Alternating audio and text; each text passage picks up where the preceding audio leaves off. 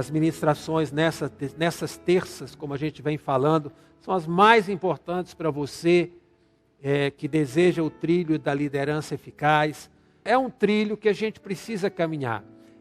Muitas vezes a gente fracassa, dá errado no exercício do ministério, porque falta esse entendimento, né? Jesus, ele teve com os seus 12 discípulos, ensinando, discipulando vida, e não só vida que eles deveriam ter, atitudes corretas, enfim, mas também postura, posicionamento, como lidar com alguns desafios, né?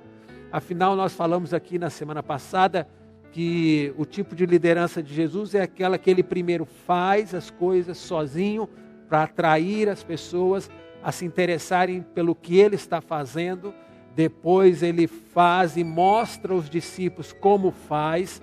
Depois ele olha enquanto os discípulos vão fazer, né? E depois ele manda eles irem fazer sem que ele olhe e presta contas depois quando eles retornam. A gente ainda vai ver isso mais esmiuçadamente. Então a gente precisa estar nesse trilho da liderança. Nós vamos priorizar nessas primeiras semanas mais palavra de Deus para a nossa vida, que nos posicione como dentro do nosso ministério e da nossa liderança, que nos tire muitas vezes de uma condição passiva ou de uma condição de suporte apenas, de levar pancada, de interagir com problemas, e a gente poder tomar as rédeas na autoridade do Senhor, como a gente vai ver nessa noite, a gente poder dar caminho ao nosso ministério, porque o problema não é aquilo que você sabe. Como nós vamos ver, o que mais nos compromete com fracassos ministeriais é o que nós não sabemos. E por isso é importante estar na reunião de terça-feira. Essa é a reunião mais importante para você estar na igreja, mais importante que qualquer uma outra. Então essa é a reunião que você deve estar para crescer na sua liderança. No início da nossa caminhada com Cristo, a gente se achega a Jesus, né? E não sei se vocês se lembram do princípio da fé de vocês, como vocês eram quando entraram por essa porta ou por outras portas aqui na cidade, né? Enfim, a gente chega com a alma aberta, sedenta, a gente está desejoso de sermos uma daquelas ovelhas, de alguém que nos direcione, de alguém que ande conosco, de alguém que nos mostre o que fazer, nos dispomos a aprender. Aí um dia a gente vai se chegando a Cristo, à igreja, e percebe, né, que somos cheios de misericórdia, no ambiente, aliás, cheio de misericórdia, de afeto, mas com o passar do tempo, um espírito que não provém do Pai começa a tomar conta das nossas ações e reações. Então, no início, é assim, a pessoa senta, né? Ela vem para frente, ela tem fome de Deus, ela quer Jesus, quer conhecer a igreja, ela quer servir pessoas, por isso está em tudo, né? E o pastor chamar, o irmão, ela não vê horário, relógio, ela quer participar. Mas depois sai do primeiro banco e começa a sentar mais para trás, né? E quando senta atrás, começa a enxergar quem está na frente. E aí começa a ver os defeitos, não é verdade? Os defeitos, porque aí parou de olhar somente para o altar e começa a olhar para as pessoas que estão ao seu redor. A essência da plenitude do Evangelho, que se baseia no amor, no perdão e na misericórdia. Ou seja, Jesus falou, ouvistes o que foi dito, amarás teu próximo, isso aí a gente já faz, e odiarás o teu inimigo, isso aí quase todo mundo faz. Amar quem gosta, odiar quem não gosta. Aí Jesus chama para si, nesse processo de discipulado, ele diz, eu vos digo, amai a quem? Os vossos inimigos. E orai pelos que vos perseguem. Ah, sim, pastor, eu estou orando mesmo. Todo dia eu estou numa campanha de oração para Deus quebrar a perna, o braço, né? A pessoa cair, quebrar a boca, parar de falar mal de mim. Estou nessa oração firme, né? Isso não é uma oração, isso aí é uma macumba gospel, né? Então é um negócio para torcer para o outro dar errado. Porque não existe esse tipo de oração debaixo da graça. Debaixo da graça, como a gente já cita algumas vezes, João 3,17, que eu amo esse versículo, tanto quanto o 16 diz que Deus enviou o seu Filho ao mundo não para condenar, mas para salvar a humanidade. O que se vê e ouve são, 2 pontos, irmão contra irmão, cristãos culpando e amaldiçoando uns aos outros, reações agressivas, dissimulações, mentiras e manipulações. Isso é uma coisa que detona a convivência num ambiente espiritual sadio. Provérbios 6:16, há 6 coisas que o Senhor detesta, sim, há 7 que Ele abomina. Não é a 7ª, como a gente às vezes ouve uma ou outra mensagem, lá na 7ª é que Deus não abomina. Não, o que está dizendo ali é que 6 Ele detesta, mas as 7 Ele o quê? O quê? Abomina, todas elas. Ele abomina todas. Olhos altivos, né? Pessoas que se consideram melhor que as outras, língua mentirosa, né? Fala a mentira compulsivamente, mãos que derramam sangue inocente, coração que maquina projetos iníquos, pés que se apressam a correr para o mal, testemunha falsa que profere mentiras e o que semeia contenda entre irmãos. Isso aqui é uma coisa muito grave, muito séria, que é justamente, mas eu estou falando a verdade, pastor, mas está falando para matar, não está falando a verdade para elevar, para restaurar, para salvar. Então Deus não vai levar essa atitude sua como justiça para você. Para você não, para quem faz assim. Amém? Deus não leva. Mas eu sou a verdade, eu falo a verdade, eu vi mesmo e tem que resolver. Tá, esse espírito, nós vamos descobrir aqui hoje, não vem de Deus. Ele não é do Senhor, não é o Espírito Santo de Deus. É comum a gente lermos repúdios a pastores, não prega mais a volta de Jesus, não fala do céu. Mas falar do céu hoje é falar de uma realidade que metade da igreja não vai viver. Não vai viver. Então, se eu tiver que gastar o resto dos meus dias de ministério para pregar, vou falar de arrependimento, salvação, o céu vai ser daqueles que vão ser salvos mesmo. Porque diz aí o versículo 6 de 1 Coríntios, versículo 9 de 1 Coríntios 6, que os injustos não herdarão o reino de Deus.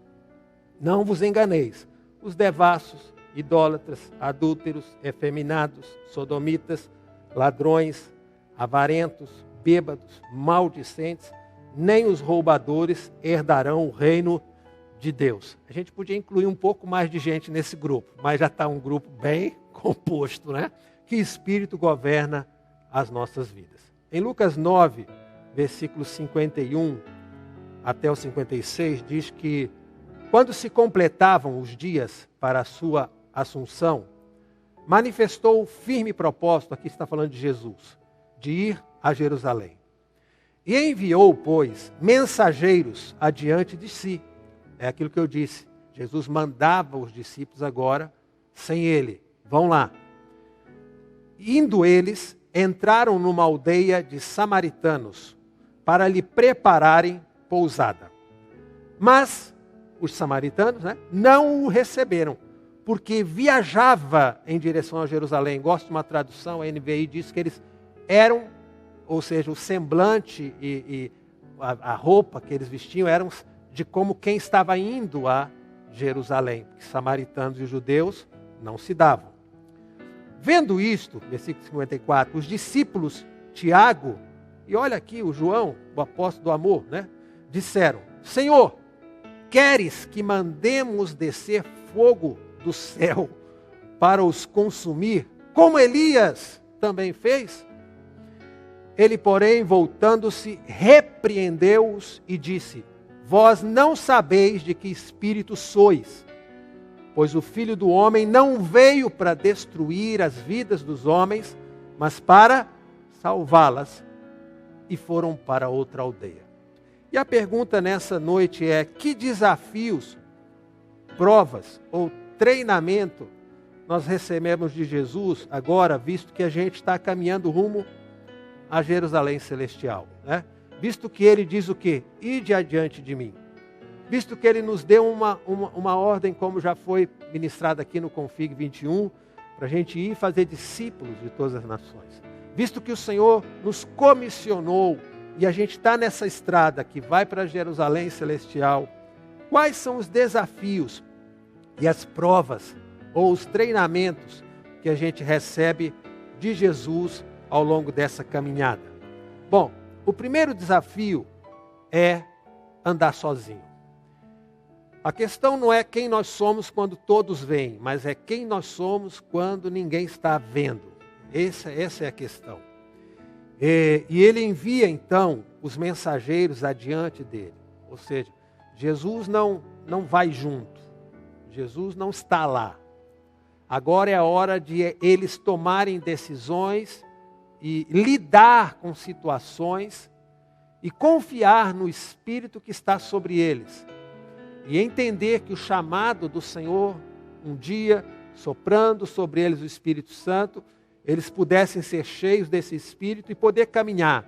Afinal de contas, estes homens estão andando com Jesus já cerca de 2 anos aproximadamente. Então já deu tempo para ver como lidar com as coisas. Jesus já os havia comissionado antes, em outros momentos. Mas as coisas estavam difíceis aqui nessa época, porque Jesus está indo justamente a Jerusalém, haveriam debates, enfrentamentos ali das trevas, as coisas estariam difíceis, e Jesus confia os seus discípulos.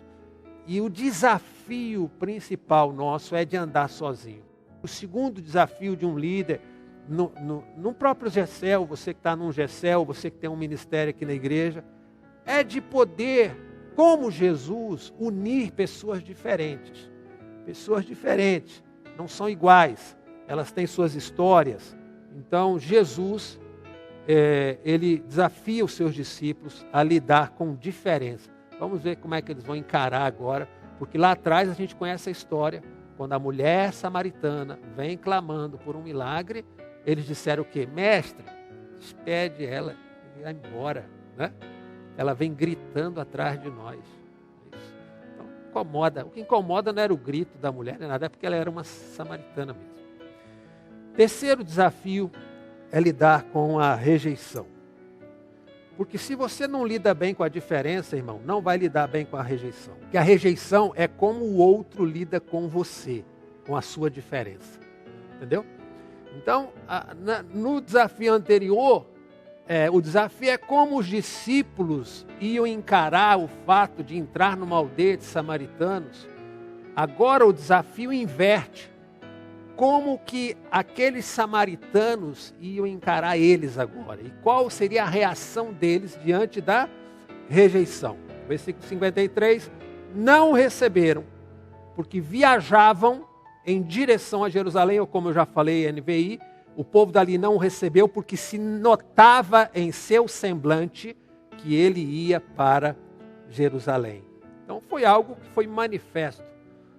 Como a gente encara a rejeição? Pessoas que não querem, de repente, você como um líder de GECEL. Como que você vai encarar isso? Vai somatizar isso? Vai apenas falar, oh meu Deus, puxa, fulano não me aceita. Esquece isso, as vidas são do Senhor. Não vai você, vai outro. O sangue de Jesus, né?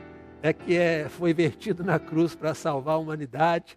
O problema não é você, o problema é o outro, que ainda precisa ser restaurado e salvo. Como eu vejo, às vezes, cristãos preocupados, eles até se transformam em ambientes hostis, ambientes onde eles deveriam entender que vai haver um bloqueio, que vai haver uma perseguição, que vai haver uma indiferença, que vão haver pessoas que não vão te apoiar, sabe? E a gente sabe disso, porque há uma batalha espiritual sempre envolvida nisso.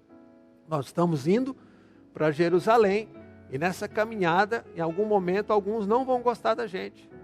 E o que nós vamos fazer? Somatizar, absorver como uma esponja. Tem que me aceitar. Pastor, gente, não adianta você fazer força para ser aceito.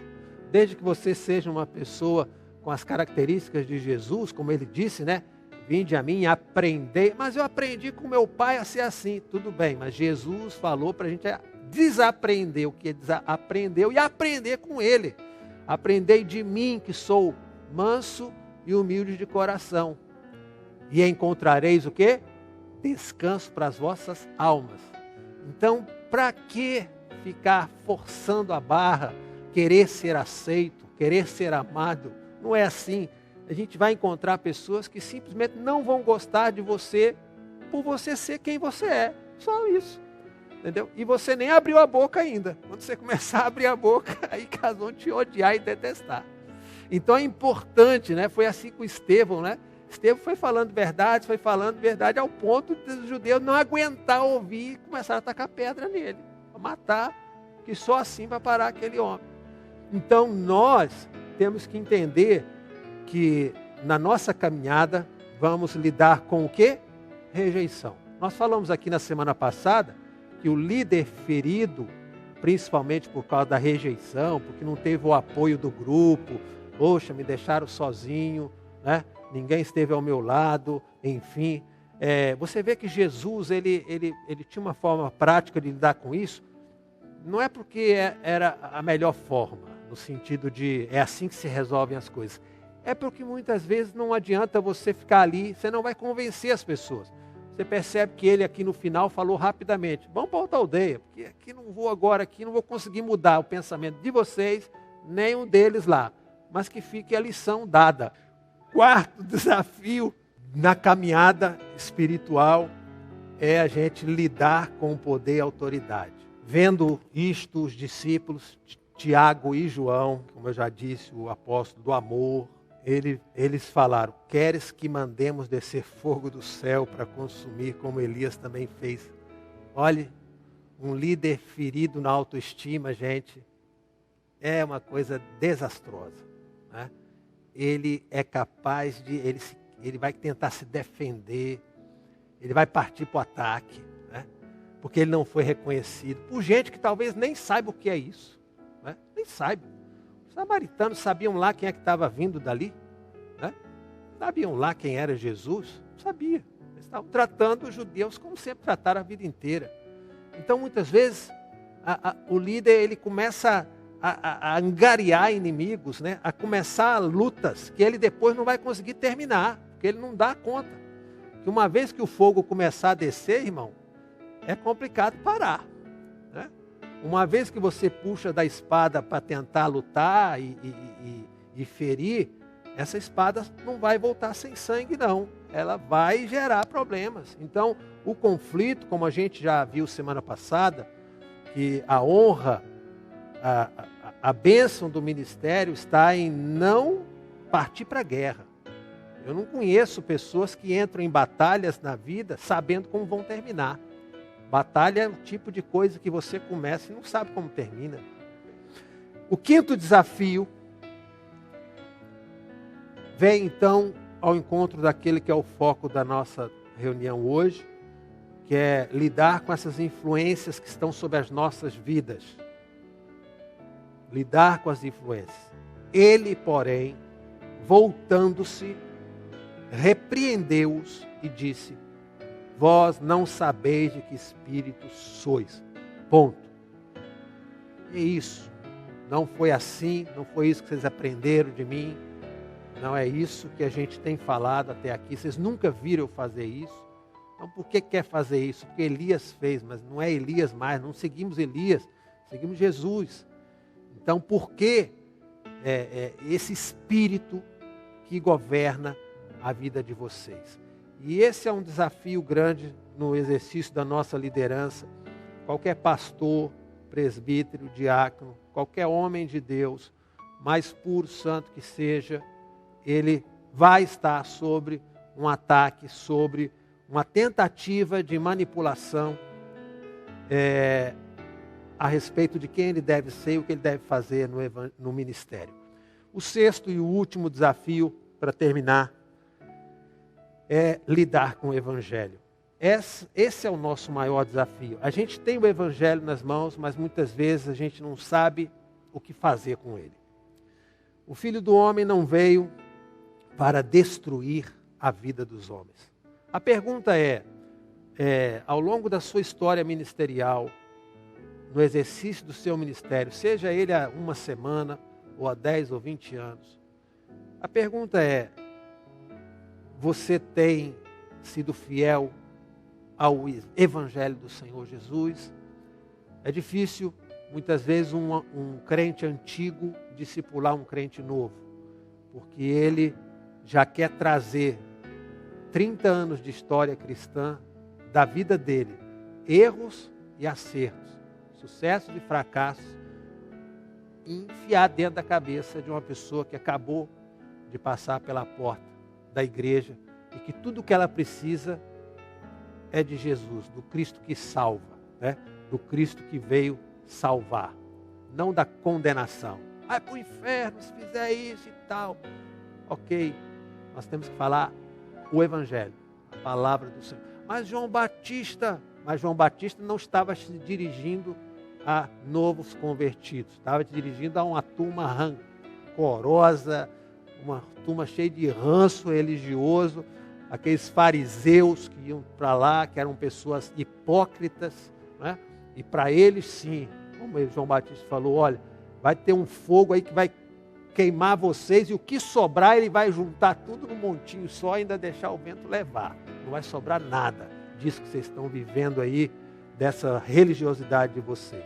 E a gente percebe a dificuldade que é, muitas vezes, a gente lidar com o Evangelho, que é algo simples, mas se torna uma coisa complicada demais na carreira.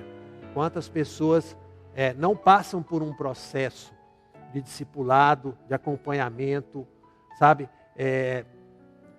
Muitas vezes o Espírito Santo não tem nem como agir na vida de alguém, não dá para falar, porque Jesus disse que o Espírito convence o homem do pecado, da justiça e do juízo. Mas às vezes a gente não quer dar nem chance para o Espírito Santo, nós que queremos convencer ele do pecado, da justiça e do juízo. E ficamos ali, não faz, não pode. Ah, tá bom, não pode.